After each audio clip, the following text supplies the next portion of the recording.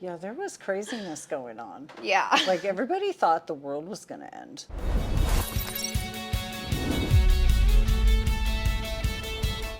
AI doesn't, it isn't inherently, it's not inherently bad. Right. It's kind of how you use it. Right.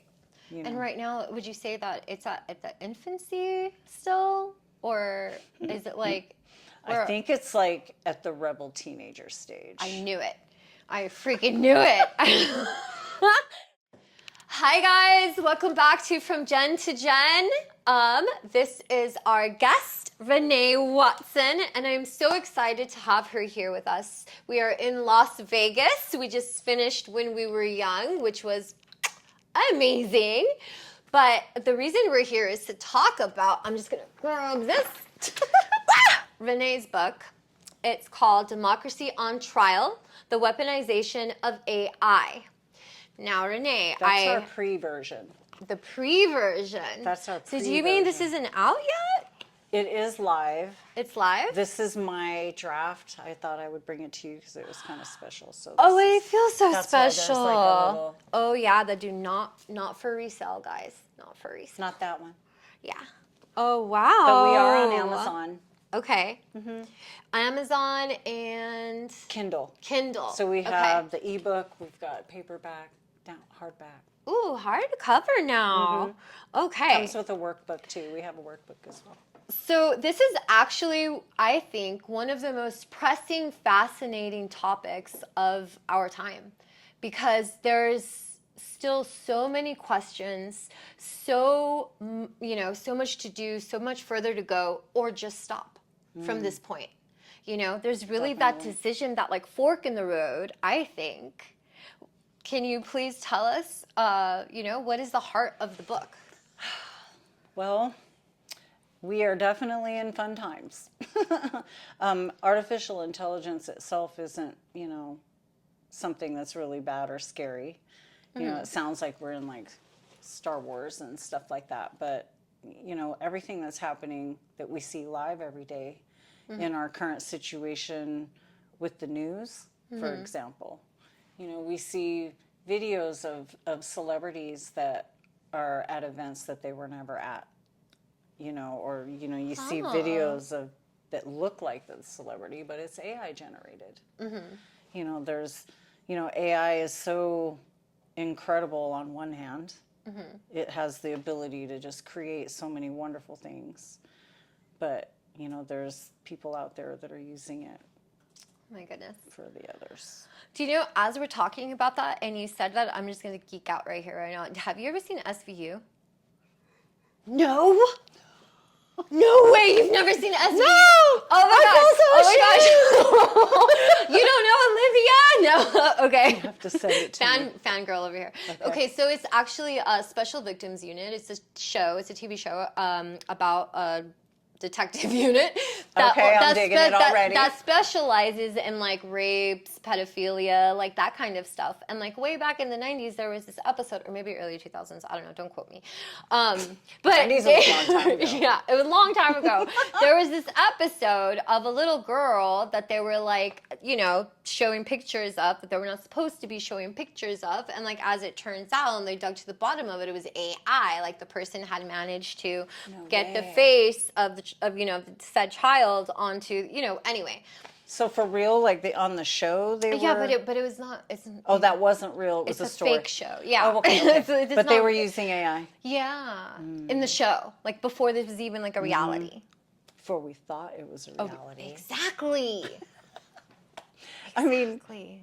I think by the time we see something in a movie, it's been out for at least 15 or 20 years. There's a reason art that- imitates life, That's true. not the other way around. Right. Oh my goodness. Although it makes me wonder today, does life imitate art? Not anymore, actually. I don't know. What inspired you to pursue this career? I was inspired, with this book really was an inspiration from a friend. I guess I have a little writer in me. I've done some writing in the past, but it was really the subject matter. It felt like it was so pressing. We just went through a lot of it started with the election. Which election? This most Okay, recent this one. last one. Okay. I mean, just the culmination of it, really. But the stories about how AI is like integrating itself into society and stuff really kind of came to a head from the last election. You know, there was a lot of politicians talking about how elections are stolen, and then you heard about AI campaigns with Russian bot campaigns and all of these things where, you know, basically there was Russian groups of people that had bots that were created on Facebook. They had Facebook accounts that were acting like they were regular Right. folks, and they were, of course, feeding certain agendas. So when we say the weaponization of AI, that's a perfect example of it. You know, it's Right. like how are you using this tool to really manipulate people, Right. Distract them.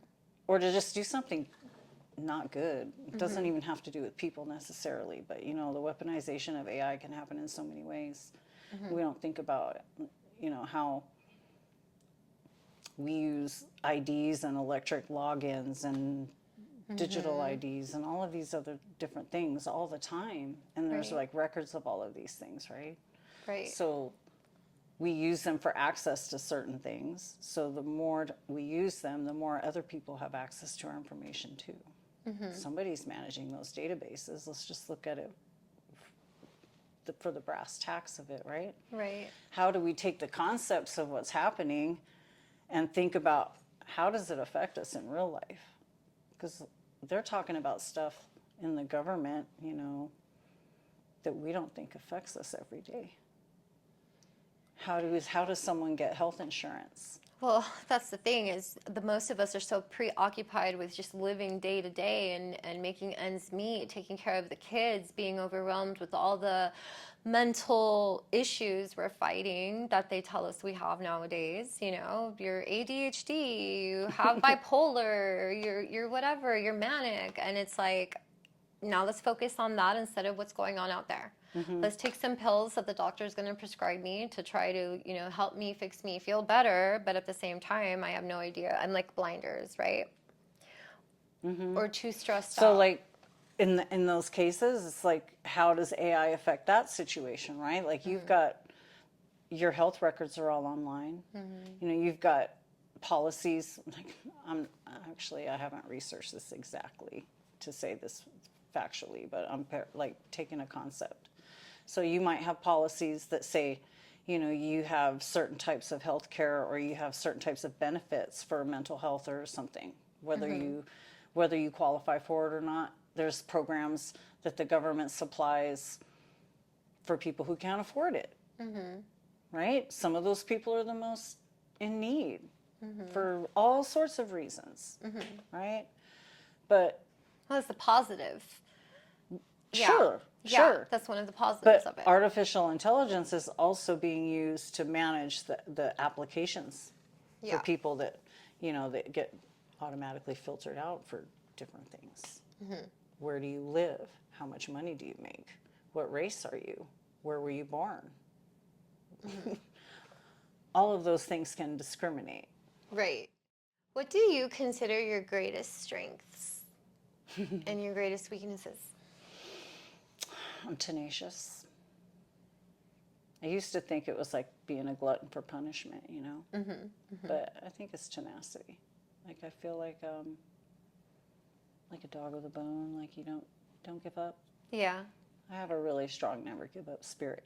Love that. I do too. You can't beat it out of us, right? No. You could No. try. And I think maybe it's the hyperactivity in me too. Like I always have to have like something going on. I'll Yeah. just take on something more. Right? Just add it to the plate. Oh my God. You have no idea how many times people have told me, you're doing what now? But you still are doing that over there and that over there. And I'm like, yeah. Am I not normal? Am I the No, problem? we're not. No, we're supposed to be part of the solution. Right? Have you ever had any destructive or harmful habits that you've had to overcome? And did you feel like you had to overcome them in order to become successful, or are you a freaking unicorn? Whereas like you got to a point where you were a highly functioning addict and then had to come to a break point to, you know, get out of that. I mean, honestly, I don't think I've ever had an addiction. I do get kind of caught up in things, and I forget to focus on what's really important. I still have struggled with that. So is that like a hyper focus? Like you hyper focus on the project and everything else just kind of fades out? Yeah, I mean, yeah. Yeah. I mean, what the part that I forget about is the family. I take care of the family, you know, but I forget to like nurture that. Yeah. And I struggle with that all the time. So that's actually one of my questions is like, if you could tell me a little bit about how you've managed to balance, you know, being a successful entrepreneur, author, and a mother, managing, you know, a good life at home, a loving home environment for them. And yeah, I kind of feel you on that one, because there have been a few mothers that I've interviewed, and a lot of them, you know, have amazing things to say, like, oh, prioritizing, making a schedule, dedicating certain time to them.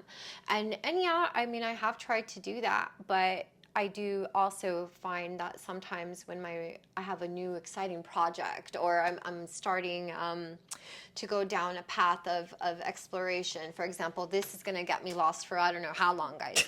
I need to know everything. Yeah, we have some cool stuff. Yes. But anyway, yeah, like it's really hard to balance being a mom and being an entrepreneur mentality. I've struggled with that for a long time. They're both your babies, right? Like, I mean, I feel like, and I know this sounds whatever, but like, I love my companies. I've nurtured them, blood, sweat, and tears, baby, just like giving birth. It really is. Yeah. I mean, and you have an adult child, so like, you know, you did the work. You know, there's been different stages where, you know, I questioned. Yeah. And I feel like there's a guilt, right? Mommy guilt. Mommy guilt. It's real. Yo, my God. It That is plagues real. the mind, right? My friends still tell me, like, today, like, you've got to let go of some of the guilt. And Yeah. I mean, and I don't feel like it's guilt anymore. Like, I'm okay, I feel like, with everything. Yeah. But I feel like it's what gives me that sense of obligation. Like Not having the adult obligation. child still That's living not at even home. the right word. No, I mean, but that's pretty normal anymore. Yeah. It's not the same. It doesn't have the same connotation that it did when you were Wait, young. that's true. Oh no, when you were young. Or when I was young. Yeah, when for me it's normal. I mean, I had different circumstances. That's why I didn't stay at home for. You know, my sister didn't leave home until her 30s, and my brother didn't leave until he was almost 30. So my older brother still lived with his dad into his 30s. It's all our perspective. Like, Yeah. like I said, like recently, like when we went out earlier. Yeah. And it's like I'm just realizing so much about how like the angst that I might feel inside, or that I might even put on my own kids Yeah. because of an expectation that I have of them Yeah. because of how I grew up. Right. That's true. That's not fair. I do definitely have expectations for my adult child based off of my experiences and how I was able to tackle and handle things, but we're not the same person. No. And Yeah. I'm realizing too, like, you know, that when we were talking about like how sometimes I didn't feel like I was their mom. Yeah. Or not that I don't feel like a mom, but I don't feel like a mom. Right, because you're too young. Because, you know, when I think about how I feel about my mother, I don't think I'm like my mom. So I don't picture myself like a mom, like that, like I picture my mom. Right. But I'm thinking, shit, they look at me and feel towards me the same way that I look at my mother. Ooh. And that was That's a realization deep. that just changed my whole perspective. Because I'm like, well, holy shit. So, you know, when you say little things, Yeah. even if they're 21, it hurts them. Yeah. Even though, you know, we might say, you know, because we're going, well, why don't you just do it? I would, Yeah. you know. we would I'd go jump off a cliff without a parachute. I'm such an idiot. You know what I mean? Like I'd just go have some fun just because it was a new adventure. And Yeah. hey, you're not supposed to go over there. Why not? But Yeah. kids today don't do that. No, They don't do that. not. And the ones that were born from COVID time or even from 2000 and forward, they came into the world thinking like the world's a dangerous place. Like Yes. they're afraid to even go out of their own. Yeah, no, that is it. Definitely, I think my son was born during COVID. He was born in 2019 in December, Okay. so like right at the precipice of its start. So I literally had an infant at home during COVID as a first responder. So like I literally would. You really saw COVID deep. Oh man, and I'm in the hospice field, so I would come Thank home you for from that. work. Thank you. I know that was hard. But I would come home from work, I would park the car in the driveway, and like my partner at the time knew to meet me in the driveway with a bag and a change of clothes, and I would like strip down in the driveway, like alcohol spray my crazy. entire self, get my, everything, disinfect, put on those clothes, walk straight inside and take a shower, and then change my clothes again. Yeah, no, I super you were not getting this baby sick, but I have to keep working. It was pretty nuts. Yeah. I mean, can you imagine from their point of view, like growing up in a world like that? Like that's the norm? Well, he definitely shows signs of being a child that was not socialized properly. A little nervous? Yeah, not nervous so much as not wanting to share. Like, normal kids, like growing up as toddlers, you learn to share, or even Play nice with others. right, or even not having that, like, you have to do what I want to do. Like we're just doing what I want to do. Who cares what you want to do? Oh, you're just gonna do that? Okay, I'm gonna do my own thing then. Like there's no like. I mean, And that's why he's school's getting so better. important. Yeah, he's getting better. He started kindergarten, so we're on our way. But it's been a challenge. I feel like I can't help but have a flash of like we have to take ownership though of these kids that are struggling, because one of the things that broke my heart during COVID was just thinking about all the kids that must be in homes that are really abusive. Yeah. You know what I mean? I And thought then, about like, that they too. can't How get they're out. hungry. Yeah. Yeah. And I mean, and their parents, they don't really care if they're learning. Yeah. No, I totally did think about that as well. I mean, it's hard not to when you grow up as, a child that wanted to be in school, that, that was not excited. It was vacation time, Man, I mean, school was like, I don't know. I kind of like school. I'm weird. I think I liked it because there was like challenges. Yeah. You had to like, I wanted the prize. Yeah. Yeah. Okay, guys. So we're gonna do some promotion for Renee, Miss Watson, on this book. I think that personally, the topic of AI is so important for Gen Z and everybody to get ahead of, to really know and understand what's happening here. I am so ignorant on the topic, and I know that that's not good. There's a lot coming at us, and it's going to happen fast, and we need to understand it, at least, right? I mean, if we're not going to fight against it or whatever the case may be, I mean, at least we can be knowledgeable about it. That's really the key to how do we really change it and fix it and, and protect ourselves. Okay, key example, guys. Like, we were talking earlier about how amazing AI is and like where it's gone and stuff. So the sex dolls, right? Like these things look like women. Yeah. Like Real life. they do it all. Like they even get wet, right? Like, sorry, not PG right now. But Definitely. like, you know what I mean? That I'm is like, real. as a woman, I am so insulted, AI. Have you seen the ones that like are walking down the sidewalk and they're just dressed really cute and people are looking and I'm like staring at it like you can really, it looks legit. Oh like a my person. God. Yeah, It's no, and crazy. that is so crazy. Like I said, if it's been in the movie, it's already been happening. Oh my gosh. Can you imagine what kind of stuff is out there that we don't even know about yet? Oh my Lord. What's actually been invented already that we haven't even seen? My goodness. So I have a friend in the military, and they recently did AI training. Like they had a full mandatory course where I'm pretty sure all of the military had to do this because he's not really like in it like that, where he would have had to have done it because he's like kind of like, taken out of it. But he's like, no, we all had to do it. We all, and then I picked his brain, and I was like, Good. but he wouldn't tell me anything. Well, it's important to just Yeah, he was like, just know the basics. yeah, Like know what to look for. Yeah. Like the basics, like how to detect fake videos. We see stuff all the time. You get junk mail. Digital IDs. I had to write all this down so I wouldn't forget. okay, But okay. So we talk about this weaponization of AI. So why all of this matters, right?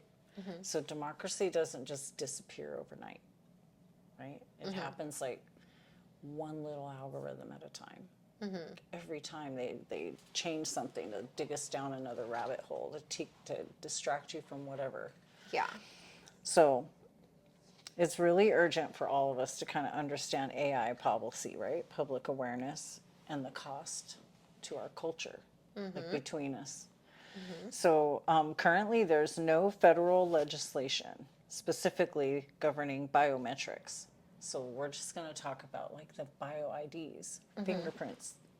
We use them on our phones all the time. yeah, Facial recognition, right? Biometric IDs. So like the idea of these systems in the past, you think about oppression was visible. People were you could drag them right off of the street, right? right, You got people are beaten out in the road or whatever, like as you can see it. So AI doesn't have to be like that to cause damage. Like it can be done like all behind Silently. the scenes. yeah, Right? So, Yeah. it's just we're just being separated more and more. So think about this. So algorithms are trained on data input, like what you put in it.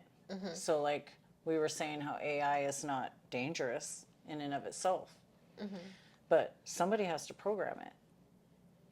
The intentions of the people that are programming it is what gives the output. You know what I mean? Like you're Right. you're giving it certain parameters to either judge, filter, whatever it is that the result is, and it's filtering through that. Once it starts and thinks on its own, yeah, there's no stopping it Right. because it's AI and inherently will learn, right. right? So Dun dun dun dun dun. No, I'm just kidding. it's We're getting real. Terminator, guys. So no. so because they're done like that, right? So when someone's putting all the data in these systems that are going live, they're drenched in years and generations of inequity. What I mean by that is like this is stuff going back generations, right? Okay. So you have inequity in housing, in employment, healthcare.